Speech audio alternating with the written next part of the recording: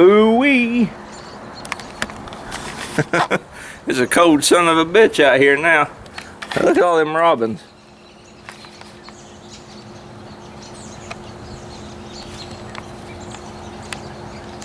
Oh my Lord. I'm gonna have to go get the shotgun.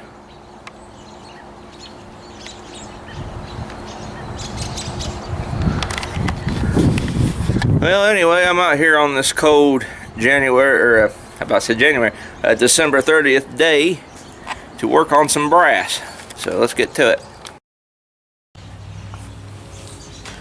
Alright. I got that little brass holding tool here that I made. I got videos of it. I'll roll them.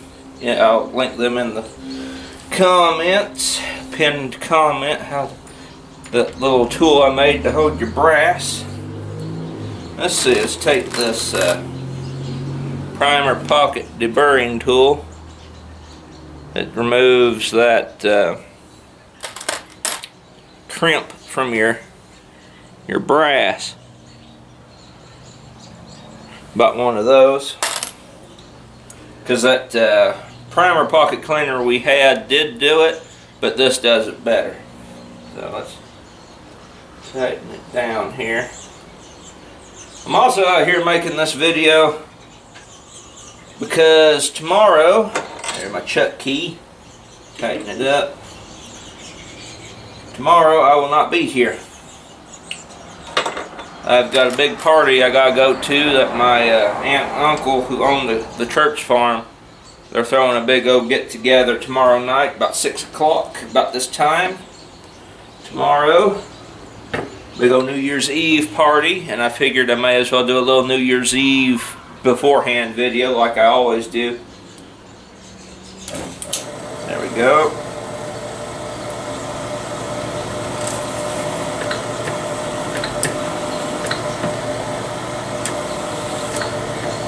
Go.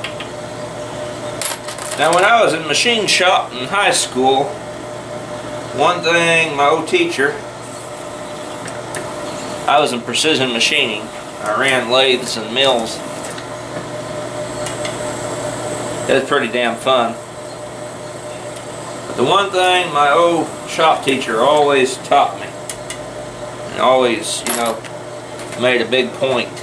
When you're running these machines, he said, I don't care what machine it is, don't ever have anything on your hands that could get caught up in it, because he said you could get really bad hurt. He said he had a kid in there once. That was running a surface grinder. That's where the grinder is up on the top and you have these little arms and you swing the grinding wheel back and forth, and you're supposed to like grind and smooth out parts. Had a kid in there once, got his hand stuck in between the part and the grinding wheel, and it cut his hand from here to here, and he said he could see all of his bones and his tendons and all of his arteries and stuff in there. No, real nasty stuff, but you know, he just told us that. It was like, hey, you know, these things can hurt you. So I learned that from him, and that's why I'm not wearing my gloves even though it's really cold out here.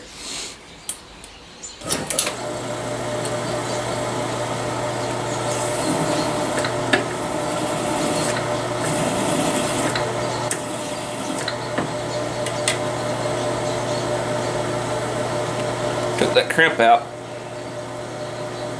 Now most of the brass in this are Federal and Winchester brass. Remington brass doesn't really have that crimp there. And that crimp,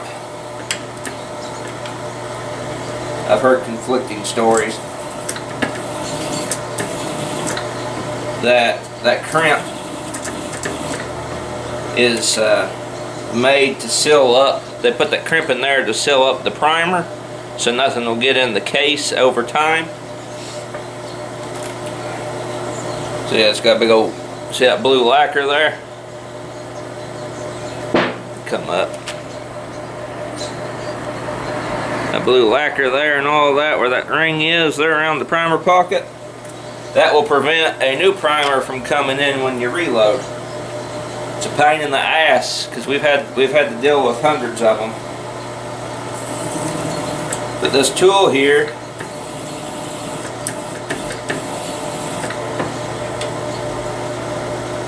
cuts that out of there.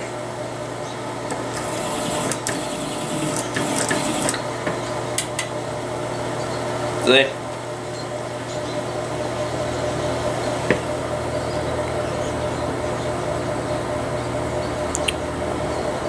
That blue lacquer is all gone, and that crimp is gone too. It opens up that primer pocket. Now all this brass here is going to be run through the Dillon press, the new Dillon XL 750. It's going to be loaded up as plinkers, and I really don't care if it, you know, takes part of that butt stamp off on the back, if it smooths that over, because these are going to be made for plinking purposes.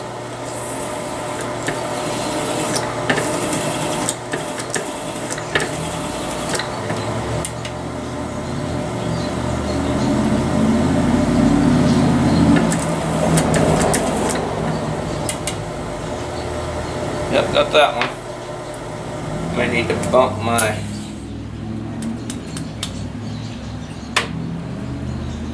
Yep, bumped it too much.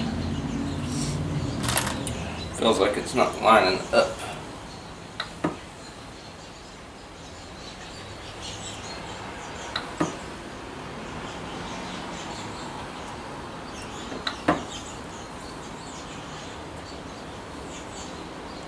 There it goes. Maybe a little bit.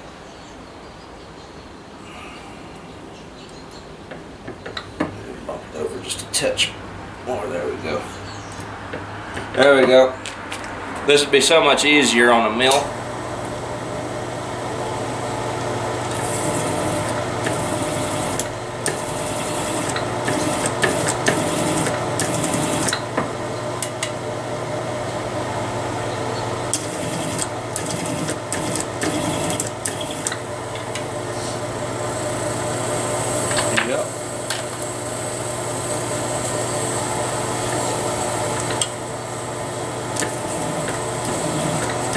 Cut some primer pockets out, the crimps.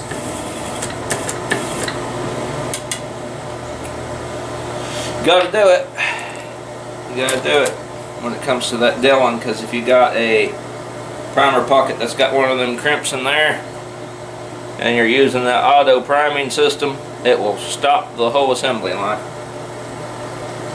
Then you gotta take everything out and refit everything and make sure everything got, like, you know, check what got sized and what didn't. Becomes a real pain in the ass real quick.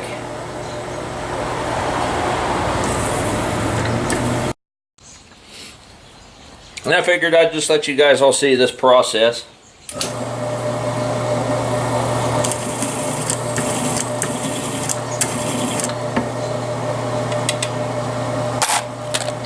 I've got more range videos to upload.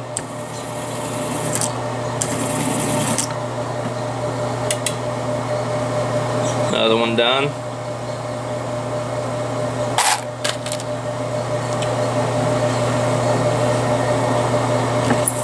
Also, Happy New Year's. Hard to believe that 2019 has already came and went, and with it a new decade is starting, and an old one, another decade has went by. Time flies.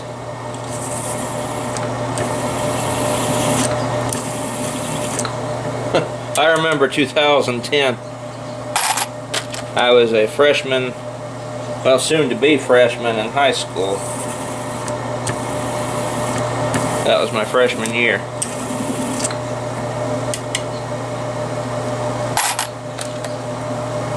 My camera is starting to die.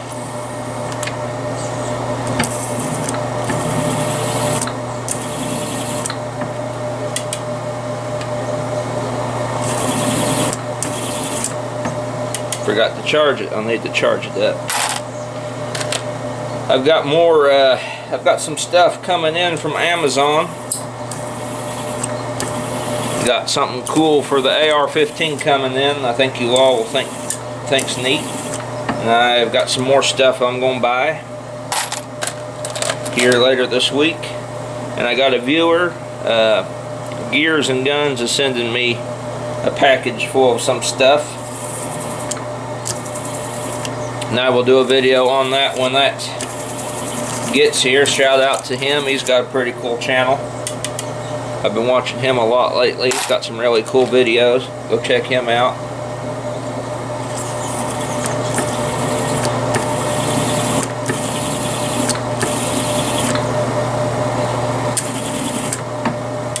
Gotta feed the beast. Gotta feed your ARs. I may get one of those Dillon heads for 308 from my M1A down the road. Load some 308s as time goes, because that would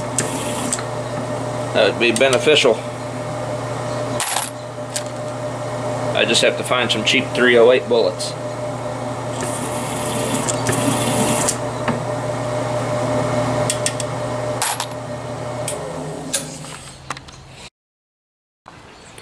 Alright, as my camera dies, I'm going to sign off here. Have a happy New Year's Eve, a good New Year's Eve with your friends, family, whatever you intend to do. I'm going to be spending it with family. January 6th is when the church farm is opened up again for us to go out and go shoot, because there's still hunters out there. There's some hunting season still in. So after January 6th, it looks like it's open season. I'm going to be shooting that old cabin up again. Got a lot of 223 to burn up, more than we know what to do with. Be using a lot of that on it too, and maybe taking my friends out there as well, Sparrow, Change, and whoever else wants to go and shoot. Anyway, this has been Plisken by 51mm. Happy New Year's Eve 2019. Here comes 2020. Let's make it a good one. I'll see you all in the next video.